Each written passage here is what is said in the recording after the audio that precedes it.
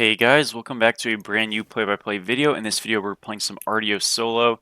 It is the next episode of the A to Z series. First of all, Merry Christmas to everybody celebrating, and hopefully, with the snow skin, we can bring home another win. You know, we've had a couple of up and down games. The Ares game was quite rough. The Artemis game was exciting to say the least, and the Arachne game was also a roller coaster. So I think this is the first pick in a couple of days now that is going to hopefully have a bit more stability.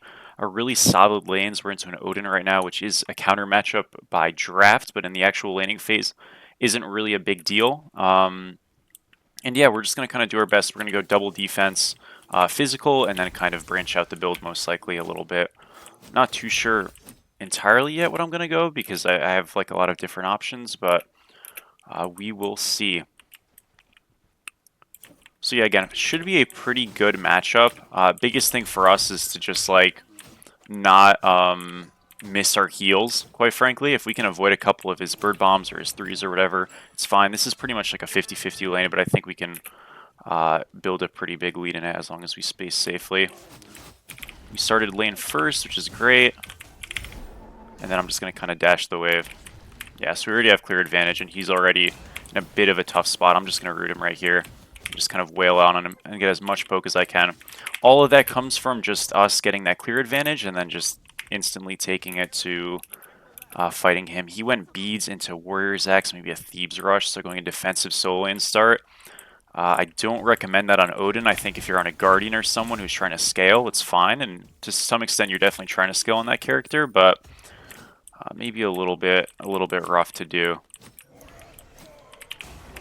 Gets his jump off here, saving my stun for his 3. Actually got it off anyways. It's alright, no worries. Trying to get my thing off in time for his 3, but I just wasn't able to. Still good though, we got a lot of damage off. Let's see if he jumps here. Not yet, so he's going to look for a 3, miss that. Got our 1 off just out of range there. I don't want to walk up too far because then I'm going to get jumped on, so we can just kind of dash and clear the wave. Scale away from him, back up, throw our 2 out. Yeah, pretty normal start, right? You're going to expect it to be really scrappy, but we do have the sustain advantage, so we just kind of have to take our time with it, and it should go the right way for us in a little bit of time. There's a jump. Can't actually dash the wave right now because this meteor is kind of bad luck.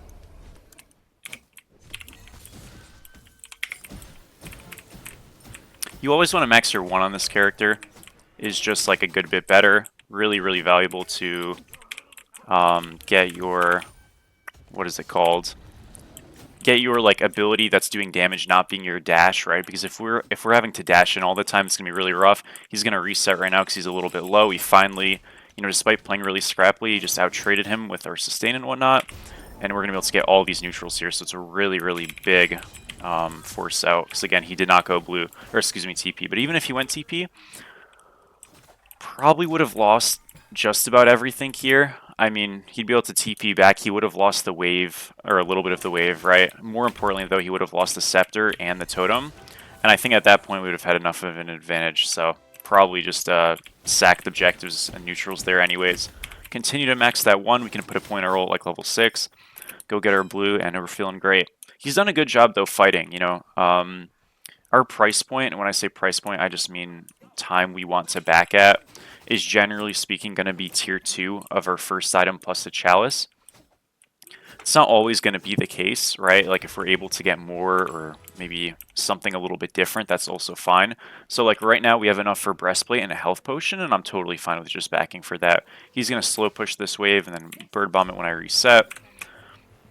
And, you know, it's totally fine. So again, no health chalice for us, but we have a full item, and it gives us cooldown, obviously, some mana, and just really everything we need to win this lane. Because right now we're on a tier 2, or we're on a tier 3, excuse me, and he's on a tier 2. So these fights should be really, really easy for us. I have to always be careful, because even though I do, you know, hard win these fights right now, we can get ganked. I'm going to stun him out of his 3. There we go.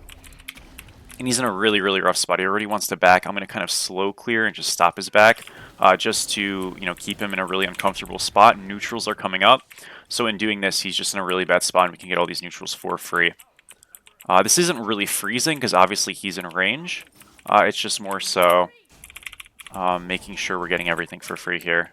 This guy's going for an engage here, actually. Yeah, beats forced. Still got him. Hold on. Surprised he got that kill. Works out, though.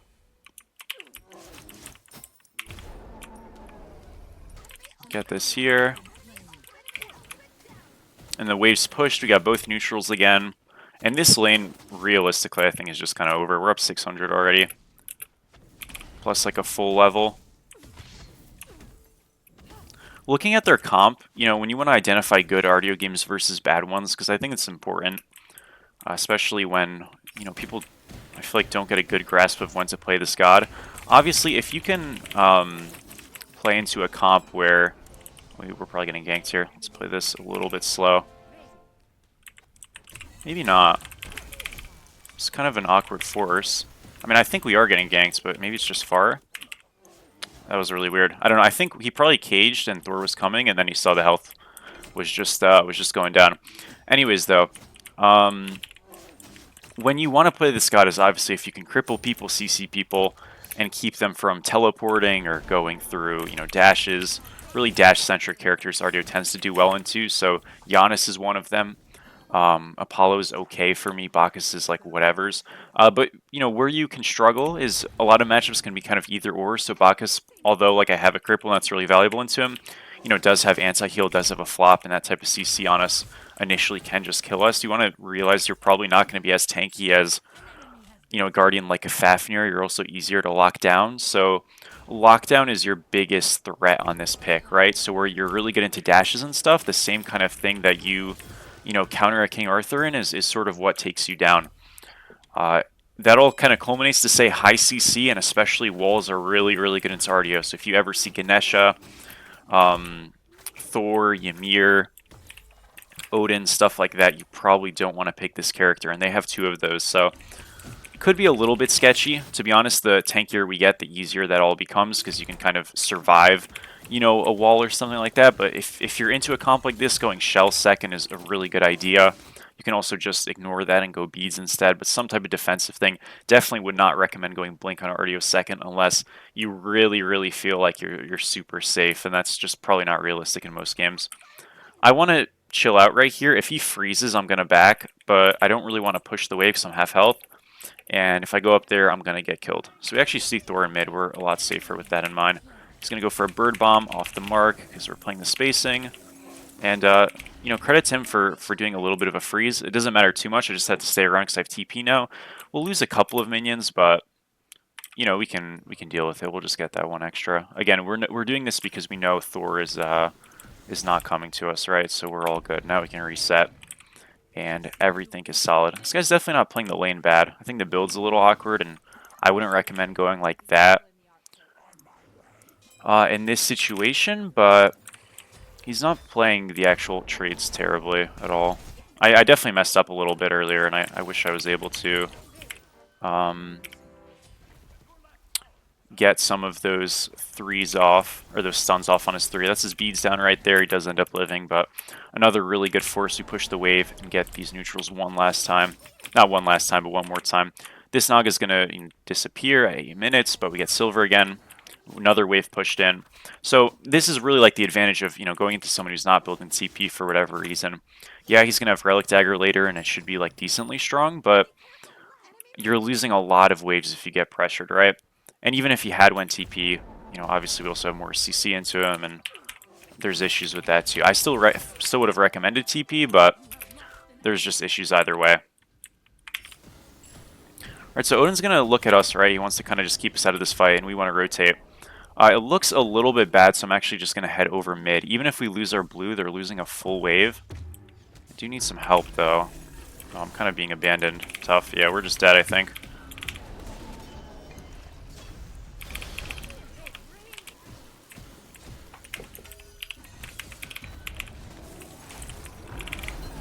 Are we alive? It's close. No, not quite. Almost. Almost juked out of there. Yeah, I guess I didn't really have a lot of help. I thought Tia might have been able to do a little bit more, but not the case. All good. Yeah, 4 people there. It was really rough. I couldn't path down because they ended up just dying. So I wanted to, but didn't really work. We almost actually lived there too, which is Super, super sad, but not a big deal. Alright, so Phoenix Shield secured. We're going to go a lot more healing and a little bit more cooldown. We're at 30% now. I think next item, we just kind of balance this out with some magic defense. I could have went Prophetic Cloak, by the way, this game, and I still could. It would be a little late now, but it's not terrible too. So that's definitely an option. I'm thinking about that right now, honestly. We stack it really easily with our life tap. I think it's doable.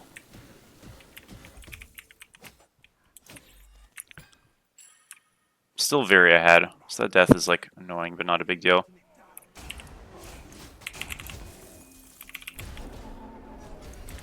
And yeah, we hard win these fights now that we have double defense. Like, this is impossible to lose. You have to build like Pestilence first on Odin if you want to have any chance, and even then, like, it's probably just not going to go super well. He's forced out, needs to back. We can get silver and wave and maybe even blue. Looks like he's going to his blue right now, so I'm going to shove the wave and try to contest that. The idea here is that he's going to have to choose to defend either the blue or get the wave. And you don't want to be in a spot like that. He just did his back, so we saw the colors change, so we can kind of zone out right here. We see him poking out. We can kind of use our 3 to zone a bit. He walks away. Now he's probably going to lose both, right? He wants it. Oh, wow, the beads. Clutch. That's fine. Still probably dead here. Or at least really low. Can't actually dive him. Yeah, that's fine.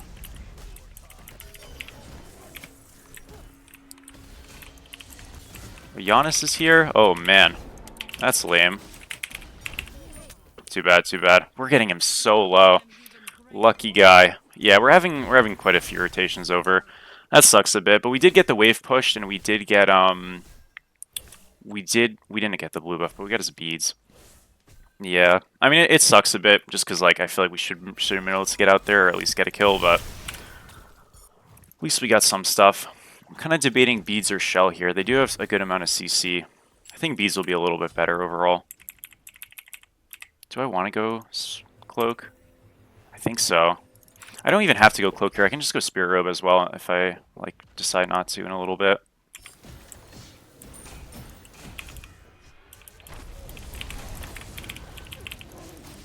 Not sure what this gap rotation is, but okay. Yeah, it was a little weird.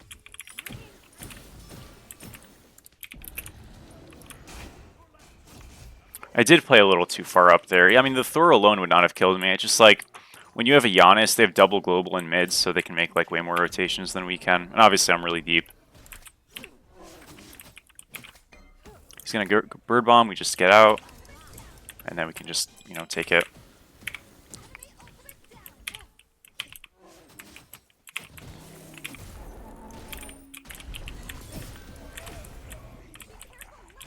We're just going to cripple him now, pop beads, get our 3 off.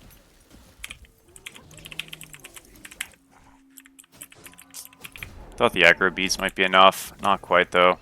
Yeah, that Thebes is tanky, isn't it? We'll get Bastions here.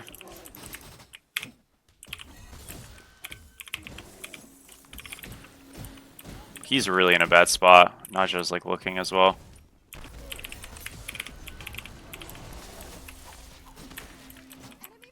Just auto this out. We are good. Free kill. Yeah, and that was really easy. Remember, Odin didn't have beads there, so, you know, even though we didn't like kill him earlier, we were able to get a really big timer out and just force him low. I don't know, this Odin's doing some stuff that's like really smart and really good, and then he's also just like inting sometimes. It's like hard to tell. It's a Smurf, obviously, but I think it might be like a decent player, but I don't think he's a solo inner.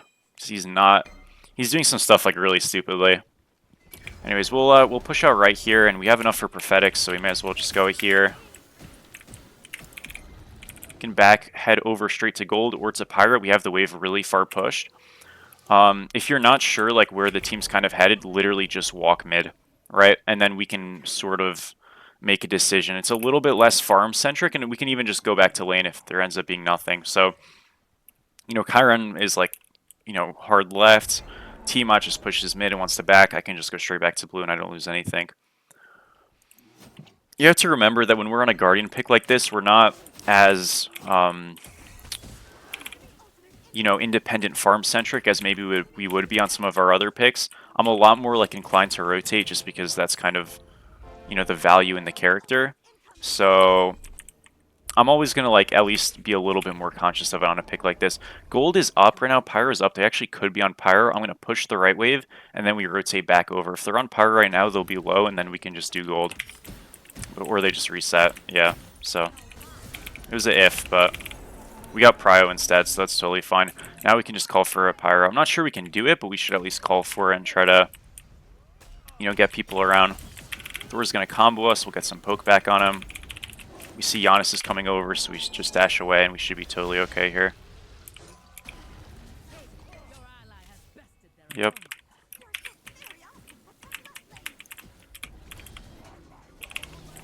Oh, this is a... We might be dead here. There's 4. Huh. Pfft. Oh, man. What is this team? That's crazy.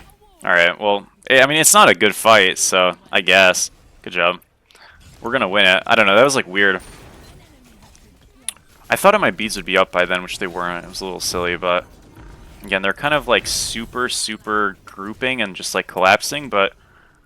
It seems always gonna show up, or we're just gonna get an objective. So if our team doesn't show up, they just get gold there, and it's, like, not worth. And if our team shows up, they kill them, and it's just not worth also. So... I don't know. I mean, if they want to, like, sit on us, it is what it is, I guess. We got a 2k lead. We're going to TP left right now. Just defend that tier 1 from Apollo. And we get Pyromancer here. I also can, like, kind of walk over to gold because there is a chance they start to do this in a little bit. Not right now, but in a little bit. Try to steal this as well. Not going to happen. We do have Prophetic as well, so just getting some stacks is going to be cool. We'll push out the left wave one more time and then TP over. I don't want to dash on this, though.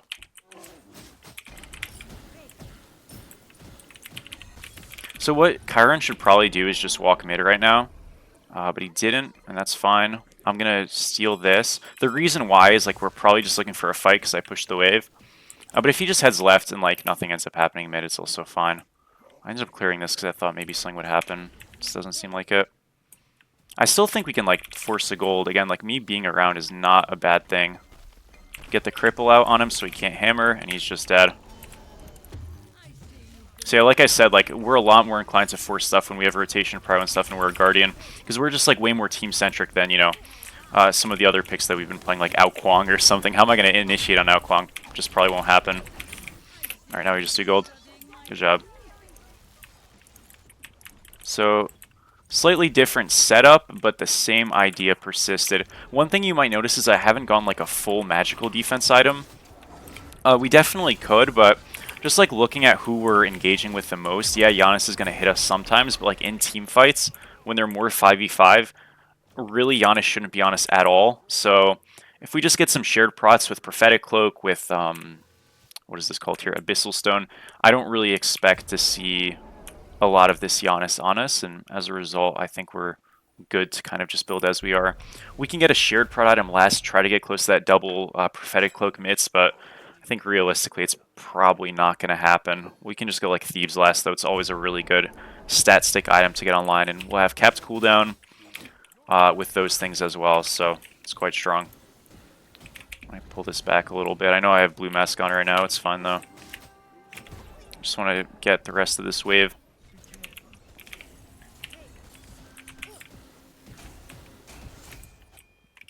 Okay, we go get our blue.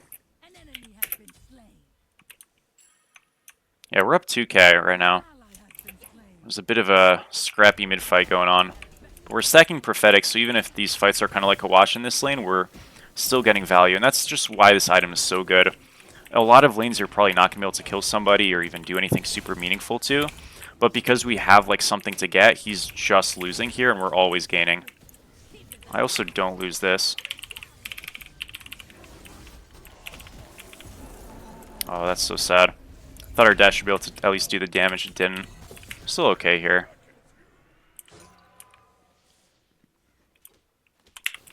Yeah, if our dash does the damage, we maybe get him. It's fine, though.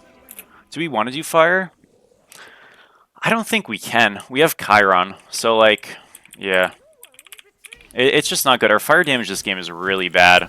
We have Chiron Tia, which like doesn't matter because we have got a lot of range with our drafts. So basically these firefights are going to go that we just run down a lane and poke people with our Chiron Tiamat, mostly Tiamat.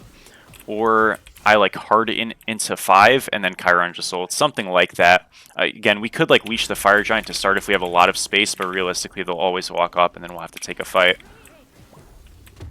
It's ideally why you want to like combine Tiamat with a Shred Hunter or combine Chiron with a Shred Mage, but it's not the end of the world. This guy has no jump. We're gonna wait. Now he wants to jump. Now he's crippled. He's in a lot of trouble right now. Does get it off in time. That's alright. It was close. Steal this chest here. Notice that Pyromancer just spawned, so if we can like head over to that, that'd be really good. I'm just going to steal a blue buff and keep using that space that we have as much as we can.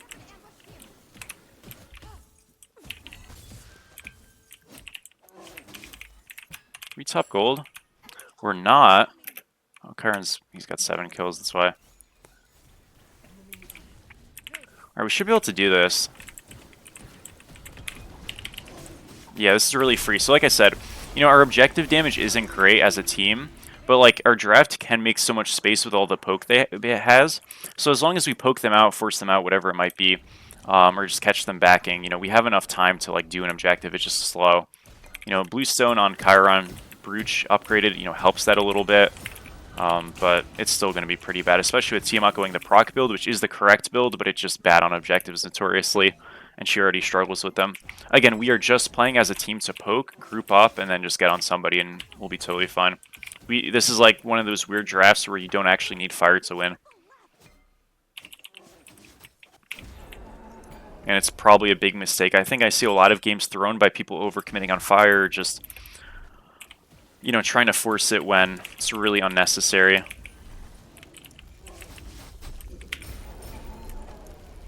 Odin's here, I'm here as well. It's fun how that works. It's obviously not rooted here, but we just keep going. Stun him. Yeah, we're really, really strong. Again, notice how tanky our whole core is. We're just like staying alive. As long as my backline's alive, we're really, really happy. Another heal, and they're still super healthy. Now, Giannis can make that tough, right? And obviously Thor can too. So you have to be careful. Like, there's some damage on the draft that's just straight up unpeelable. Some of that I have to, like, just hope that my backliners can Aegis and stuff, but some of it I'm going to have to play aggressive with just to try to keep them, you know, involved, right? So if I can find Giannis right now, for example, or find Thor, and just keep them in combat and just follow them around, kind of like how Tia is doing right now. We're just walking around looking. We notice Thor's over there and Giannis probably isn't coming. You know, that's going to be helpful too. I'm not saying we can entirely stop them, but if I can get on the Thor, let's say before a fight, and force them to take a bad hammer and have to ult early, that's really, really valuable. And maybe it makes, you know, really difficult to cover engage a lot more telegraphed, and all of a sudden we have an avenue maybe to get on him. Okay, see, so like we got a Thor ult for peel, we're totally fine. It's not exactly what I meant, but like even stuff like that also is great. You don't always have to peel by just sitting on top of your backline, I guess is the point.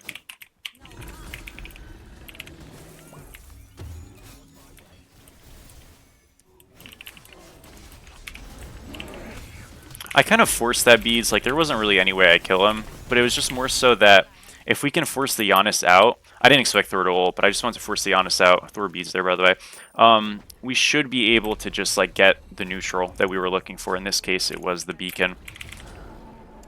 I've upgraded TP, so I can just TP up there as well.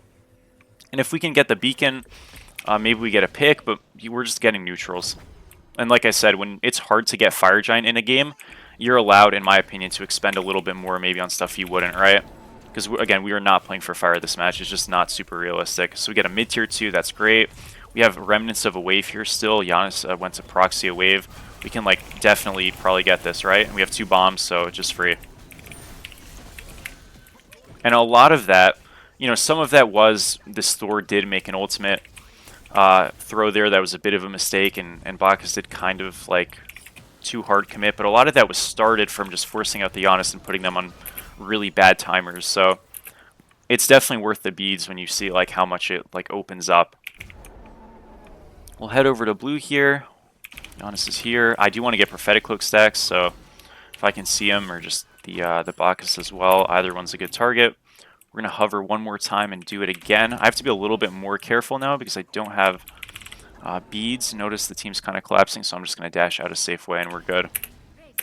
Yeah, obviously you can get baited really hard, so you just have to be mindful of that. Gets a great sash though. Ultimate forced. Oh my gosh, he hits it. Stun him right after it ends. Cripple, Aegis, good job. That was really well done by the Naja. He played that great.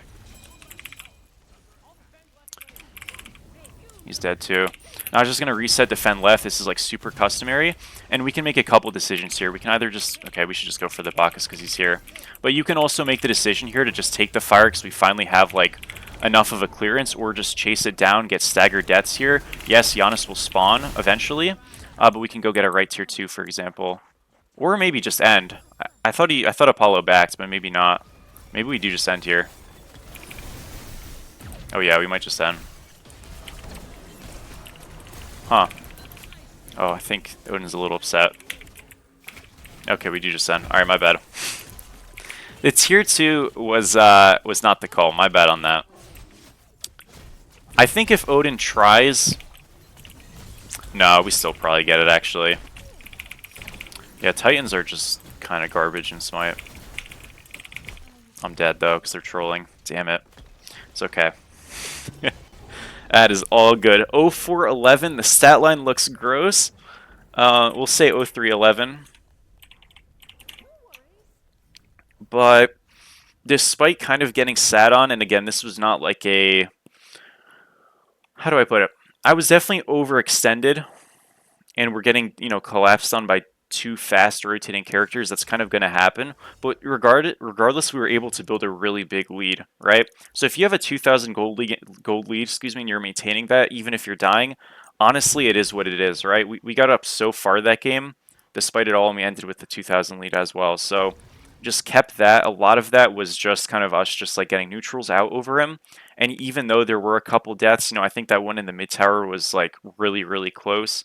The third death was, you know, when we got collapsed on by that like little fire area, was just kind of troll. They just kind of hinted to, you know, kill us and then die. And then our first death when we died like at their blue buff was definitely on me. But even then, like, we're justifying it by just getting farmer, getting something to make it kind of worth it. Where we're invading a blue buff and we're getting it, we're pushing in a wave. As long as you're doing something like that in addition to your death, you can mitigate it or even make the death, like, a good death, quote unquote. Doesn't mean it's great, but it's better than nothing. So, yeah, that'll be it for us. Artio out of the way. What's the next character? Athena. Oh, wow, we got triple Guardian in a row. So Athena Atlas. So honestly, I'm not a big Athena fan, but she did get buffed. So we'll see what happens. Anyways, thank you guys so much for watching, and I will see you all very soon. Peace.